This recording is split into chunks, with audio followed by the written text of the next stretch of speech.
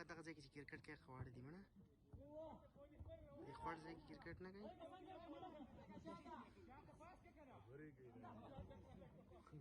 یو بل طریقې یې که نه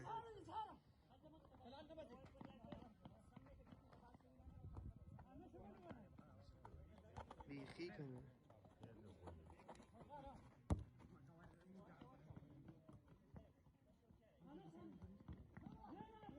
اوس یې دی کې لاس ګزاره وکړه هغه دی باندې ولنه